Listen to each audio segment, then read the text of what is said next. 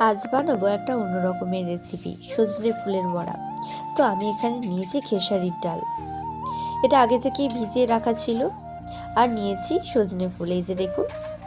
এবারে এটাকে একটা পাত্রে আগে থেকে নুন মাখিয়ে কিছুক্ষণের জন্য রেখে দিতে হবে, এতে ফুলটা একটু নরম হবে আর কি।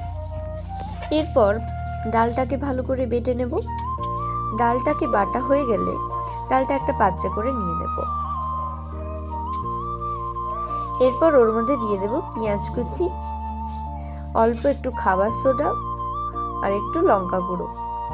এবারে ভালো করে একসাথে সব কিছুকে ভালো করে ফেটে নেব।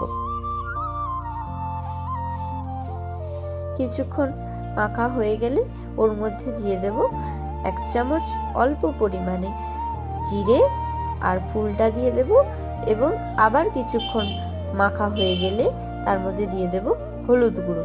এবারে সব কিছু একসাথে মিশিয়ে কড়াতে তেল গরম করে ছোট ছোট পেঁয়াজির আকারে দিয়ে বড়ার মতন করে ভেজে নিলেই তৈরি সজনে ফুলের বড়া। অবশ্যই বাড়িতে বানিয়ে দেখবেন, খেতে খুব সুস্বাদু হয়।